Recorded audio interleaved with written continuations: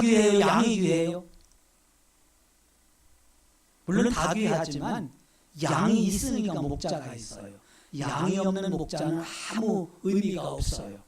하나님의 관심은 목자에게 있는 게 아니라 양들에게 있습니다. 이 양을 잘 먹이는 목자 주님이 칭찬하고 귀하게 여기고, 양들을 잘 먹이지 못하는 목자를 꾸지람하고 있는데, 안타깝게도 오늘 여기 23장에는 전체 내용은 그래요. 목자를 세웠는데 이 목자들이 양을 잘 먹이지 못해서 나라가 큰 위기에 처해 있어요. 나라가 멸망하기 직전까지 왔어요. 그래서 내가 그 목자들을 책망하리라, 책망하고 내가 새로운 목자, 5절에 보면 한 의로운 가지를 일으켜서 새로운 목자를 세워주겠다, 이렇게 말씀하고 있습니다. 그래서 오늘 말씀의 제목을 하나님의 양들을 위하여라고 한 것입니다. 요한복음 21장을 아마 기억할 겁니다. 베드로와 몇몇 사람들이 갈릴리 호숫가에 나갔을 때에 부활하신 예수님이 나타나셨습니다. 베드로가 비록 3번이나 예수님을 부인했지만 그가 주님을 정말 사랑하는가 확인을 합니다. 내가 이 사람들보다 나를 더 사랑하느냐, 한 번, 두 번, 3번 물으면서 확인한 뒤에 주님에 대한 사랑이 변함없다는 걸 확인하고 나서 주님은 그에게 다시 사명을 맡기셨습니다. 그것은 내 어린 양을 먹이라, 내 양을 치라, 내 양을 먹이라, 이렇게 3번 말합니다. 이 3마디 공통점이 뭐냐? 여기서 주님의 가장 큰 관심이 무엇인가를 보여주고 있는데, 그것은 내 양입니다. 다시 말하면 주님의 양, 하나님의 양, 당신의 양이라는 말이죠. 주님의 그 양들을 누가 기르고 누가 치고 누가 먹일 것인가? 예수님께서는 그 일을 결국 베드로에게 다시 맡기셨습니다. 비록 주님을 3번이나 부인한 사람이지만 주님은 그에게 양을 맡길 수 있다고 생각을 했기 때문입니다. 그런데 주님의 기대를 따라서 베드로는 한평생 주님의 양들을 위해 살았습니다. 그리고 당신의 사역이 거의 끝나갈 즈음에 사방에 흩어져 살고 있는 많은 장로들에게 편지를 보내면서 신신당부를 했습니다. 그것이 베드로전서 5장 1절입니다. 너희 중에 있는 하나님의 양무리를 치라고 하는 것입니다. 부득이 양으로 하지 말고 자원한 마음으로 해라. 억지로 하지 말고 기쁜 마음으로 해라. 불의의 삭스, 돈 벌기 위해 하지 말고 양무리에 본이 되라고 당부하고 있습니다. 양은 혼자 살 수 없는 동물입니다. 누구에게나 도움을 필요로 하고 있는 동물이 양입니다. 그래서 시편 기자 다윗은 23편에 노래하기를 여호와는 나의 목자시니 내가 부족함이 없으리로다, 이렇게 노래하지요. 양은 선한 목자, 좋은 목자를 만났을 때에 한없이 행복하죠. 근데 반대로 그렇지 못한 목자를 만났을 때에 불행해질 수밖에 없습니다. 그래서 오늘 본문에 하나님께서는 양무리를 잘 먹이고 잘 기르는 것이 아니라 오히려 흩어지게 만드는 목자를 책망하면서 때가 되면 양무리를 위해 목자를 다시 세울 것을 약속하고 있습니다. 우리가 목자 그러면 얼른 떠오르는 사람은 목사님들이잖아요. 그러나 그렇다고 하면 과연 목자 된 사람들이 목자의 직무를 잘 감당하고 있을까? 우리는 넓은 의미에서 목자는 목사님만이 아니라 구역장도 목자잖아요. 구역 식구들을 목양하는 목자예요. 주일학 교사도 목자지요. 결국은 우리 한 사람 한 사람이 가정에서 부모도 자녀들을 기르는 목자예요. 모든 사람들이 다 목자라는 사실을 기억할 필요가 있습니다. 그래서 과연 내가 목자로서 맡겨진 직분을 잘 감당하고 있는가를 살펴보고, 또 교회의 여러 목자들을 위해서 관심을 갖고 기도하고 이렇게 할 필요가 있을 것입니다. 비록 1절로 8절까지 읽었지만 사실은 지금 23장을 다 이야기하고 싶어요. 시간이 안 되겠지만 23장 전체 속에 흩어져 있는 이 목자의 삶과 또 목자에게 바라는 것이 무엇인가를 살펴보려고 합니다. 먼저 하나님께서는 이런 목자들을 책망하겠다고 말하고 있습니다. 1절 보세요. 여호와의 말씀이니라. 내 목장의 양떼를 멸하며 흩어지게 하는 목자에게 화 있으리라. 게으르고 태만한 목자를 책망하고 있습니다. 양을 잘 먹이지 못하고 양을 잘 관리하지 못한 게으른 목자, 마치 한 달란트 받은 종처럼 소명은 받았지만 그 소명을 소홀히 여기는 사람, 재능을 주셨지만 재능을 땅에 묻어놓고 있는 사람. 근데 주님은 언제나 게으른 자와 악한 자를 같이 사용하고 있어요. 그래서 늘 악하고 게으른 종아, 악하고 게으른 종아, 게으른 사람을 악한 사람이라고 이렇게 말하고 있어요. 왜냐하면 목자가 게으르면 결국 양은 병들어 죽어가고 양무리는 흩어지기 때문입니다.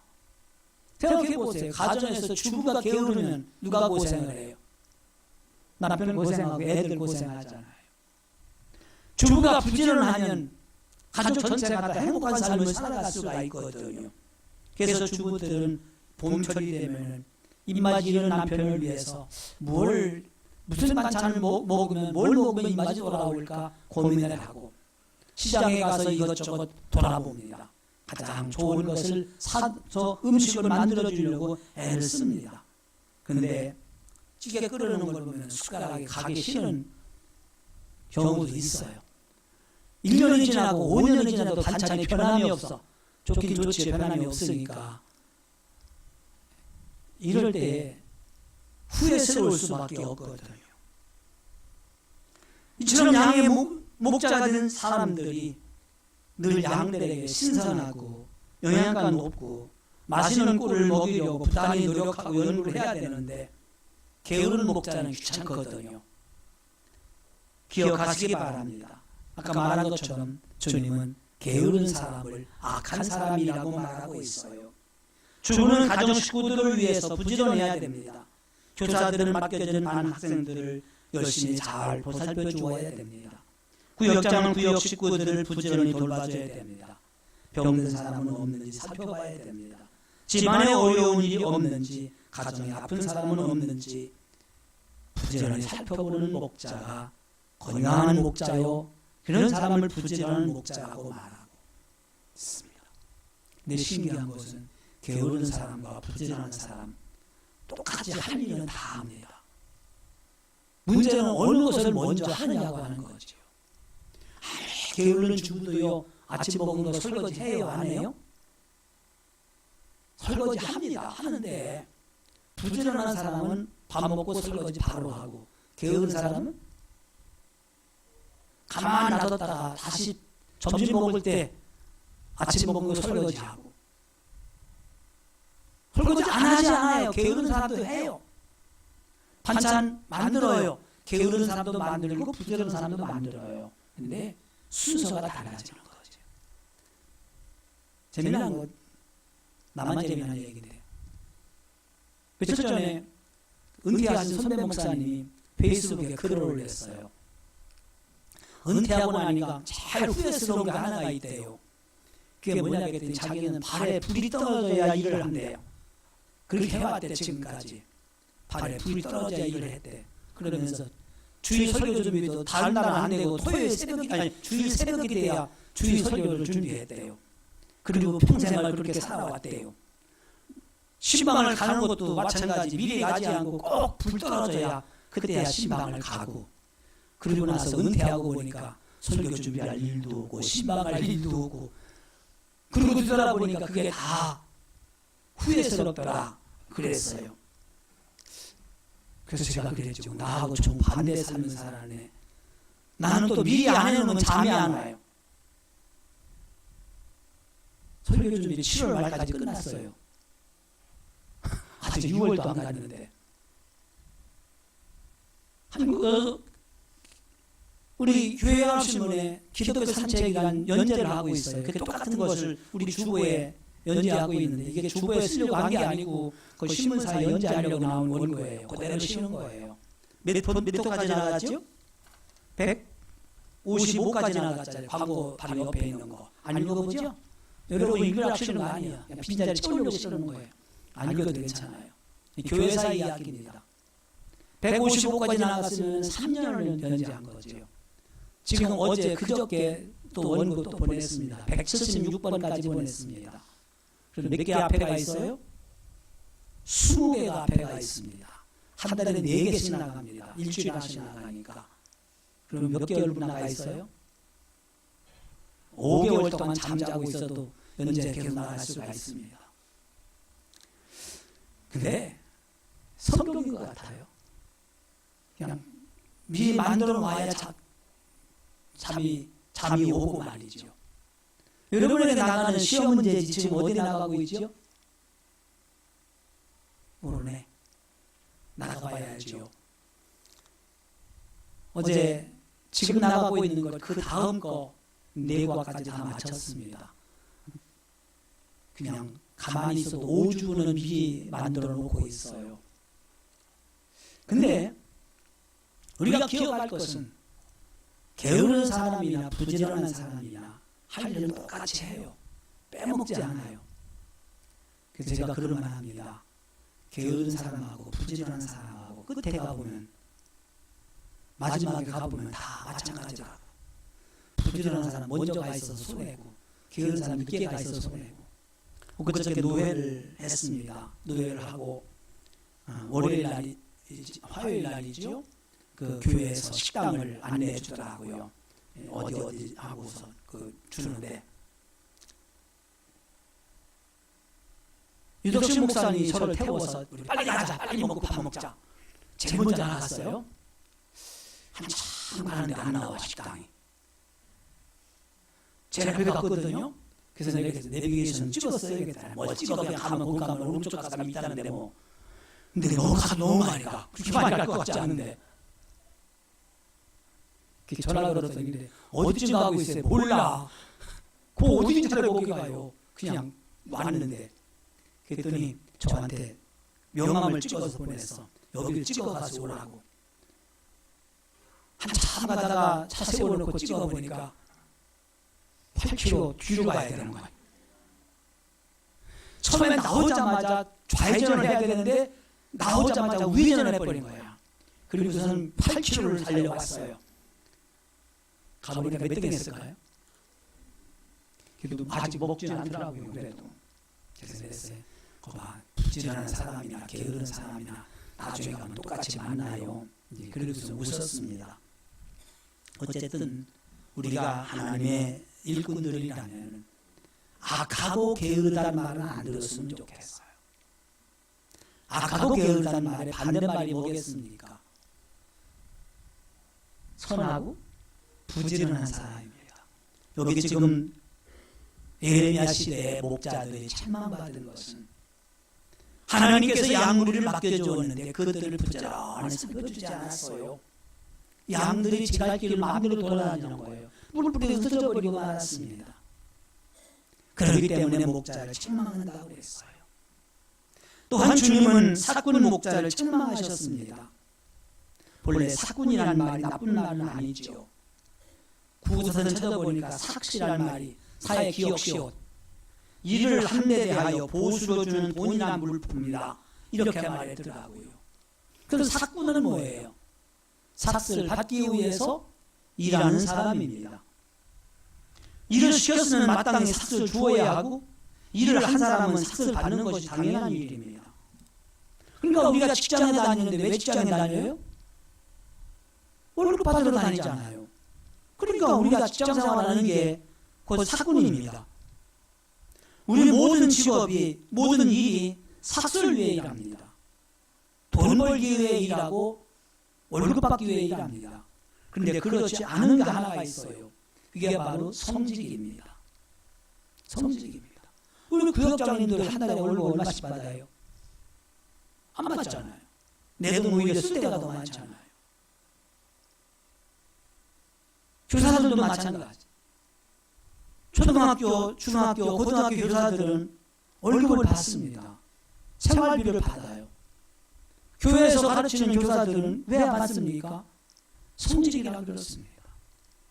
목사들도 마찬가지입니다. 제가 아는 분들 가운데서는 직장생활을 잘하고 있다가 그 좋은 직장 그만두고 목회 나선 사람들이 있어요. 그리고 엄청 고생을 해요. 아니, 가만히 있으면 잘 먹고 잘 살 텐데 왜 나와서 이 고생하는가 싶어지는 분이 있어요. 꽤 오래된 얘기입니다만 단국대학교 교수 가운데 차광종 교수라는 분이 있었어요. 어느 날 그래요. 그분이 교수면서 목사였어요. 교수직을 사표를 내고 송사로 가겠답니다. 그때 총장이 그 교수님한테 하는 얘기가 1년만 있으면 정년 퇴임인데 왜 그렇게 서두르느냐. 교수 정년 퇴임하면 평생 연봉 나오잖아요. 그럼 선교사 나가도 연봉이 나오니까 선교 사역할 때 얼마나 도움이 될 텐데 왜 빨리 나가려고 하느냐.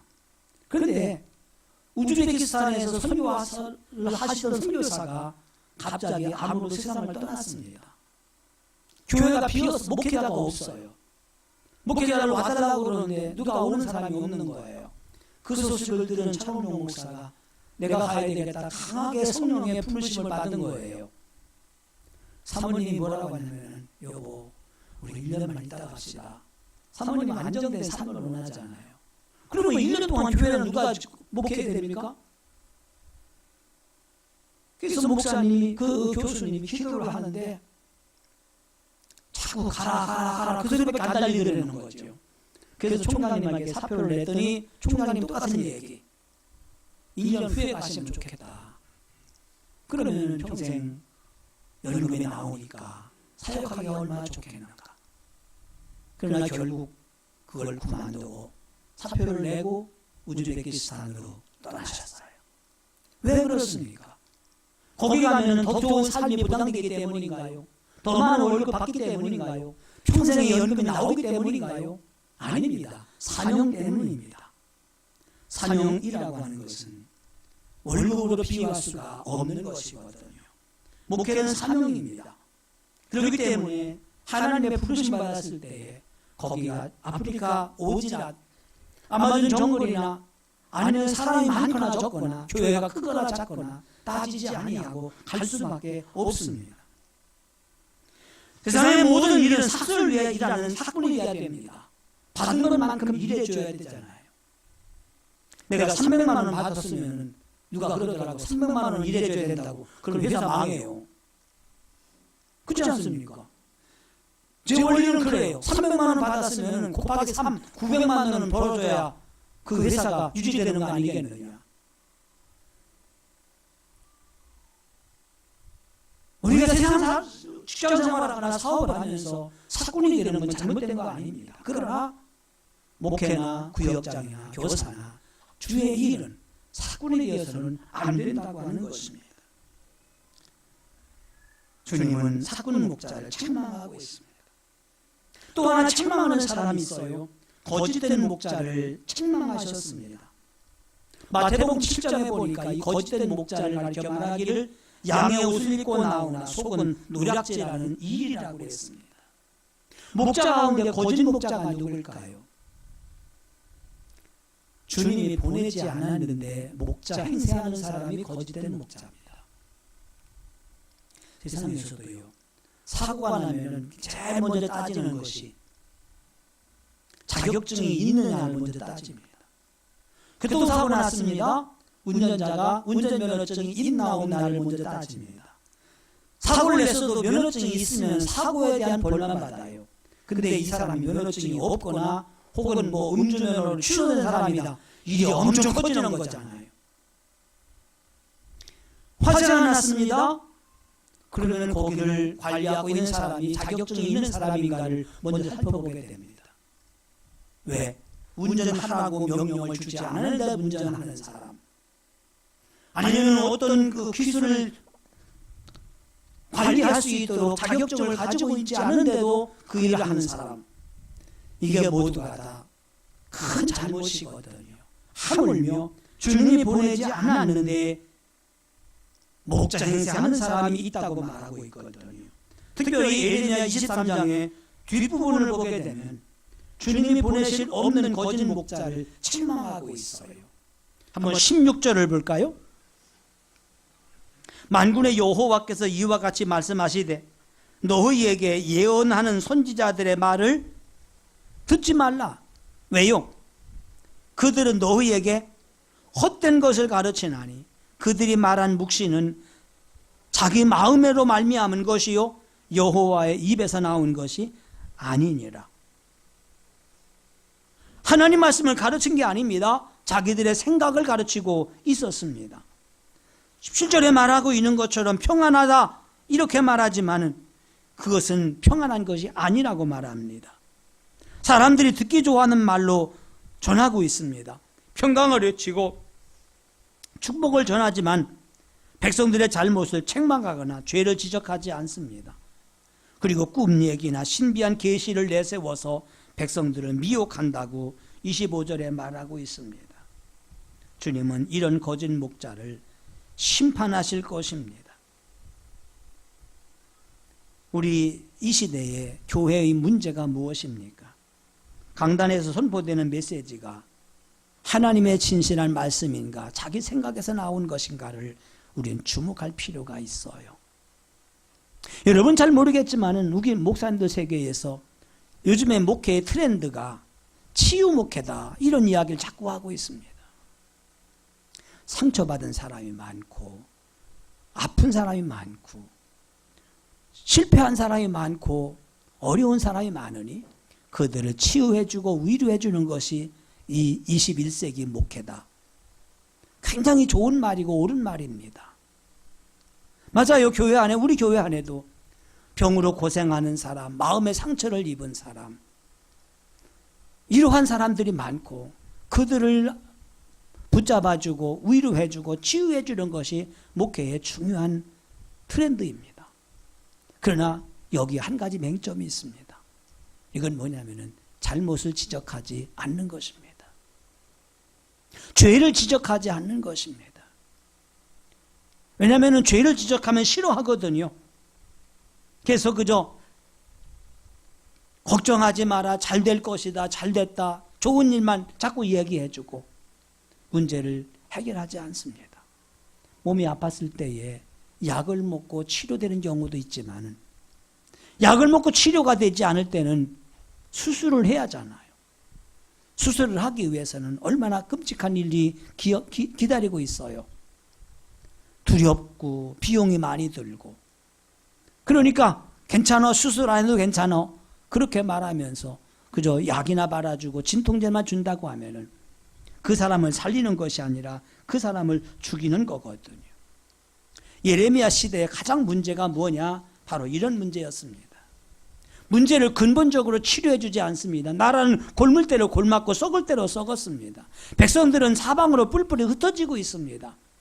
그때 유일한 희망이 바로 이 교회였습니다마는 교회가 교회된 사명을 감당하지 않고 있었습니다.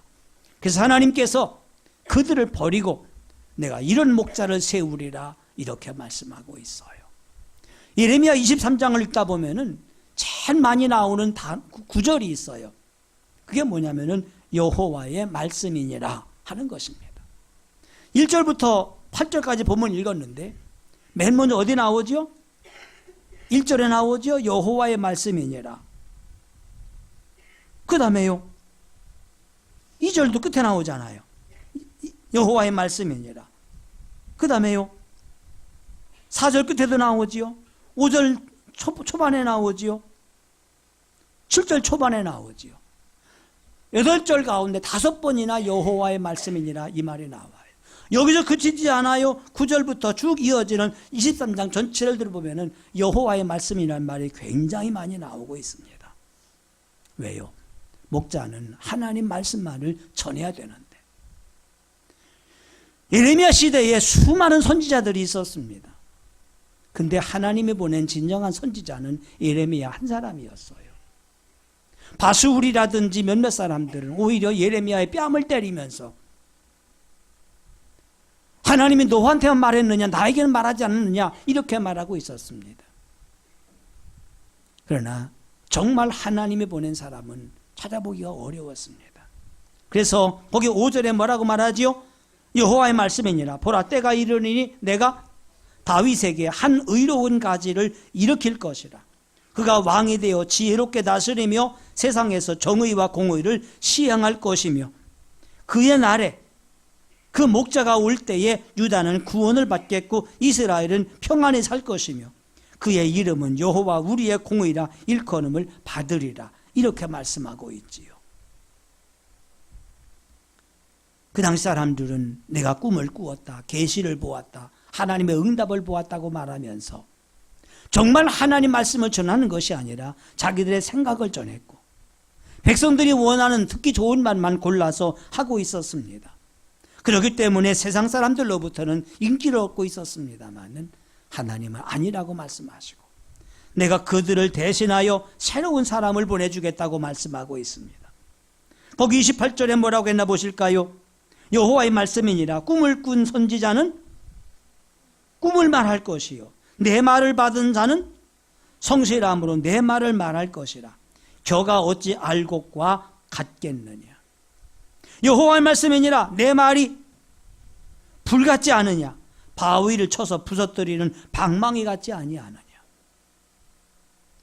그 당시 왕들이 하나님 말씀을 거역하고 나라가 지금 멸망 직전까지 왔지만은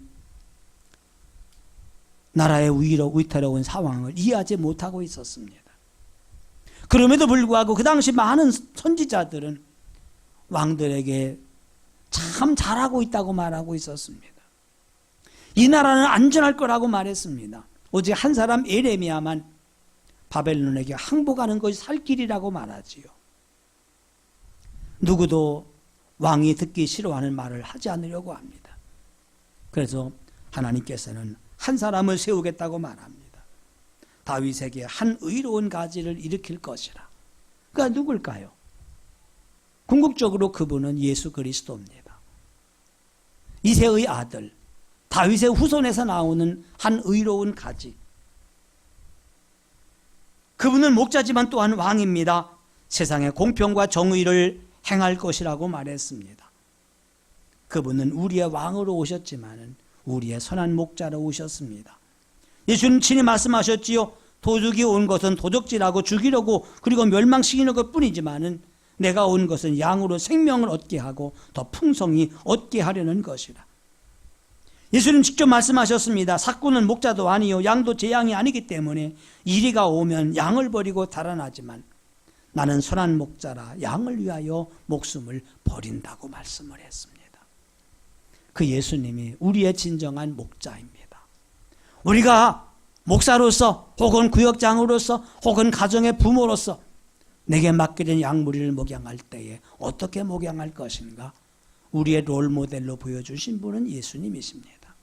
그분이 하신 것처럼 내 양을 위해서 내 목숨을 버릴 수 있고 내 양을 위해 내 모든 걸 맡길 수 있는 사람, 주님은 그런 사람을 찾고 있는 것입니다.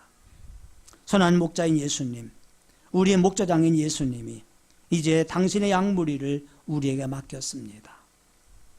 처음에 말씀드린 베드로전서 5장 2절부터 4절까지 한번 읽어드리고 오늘 말씀을 마치겠습니다. 베드로전서 5장 한번 찾아보시기 바랍니다.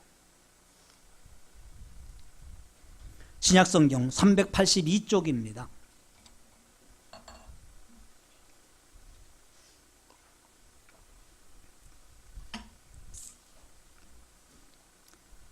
오 장 2절부터 4절까지 같이 읽겠습니다. 너희 중에 있는 하나님의 양무리를 치되 억지로 하지 말고 하나님의 뜻을 따라 자원함으로 하며 더러운 이득을 위하여 하지 말고 기꺼이 하며 맡은 자들에게 주상하는 자세를 하지 말고 양무리에 본이 되라.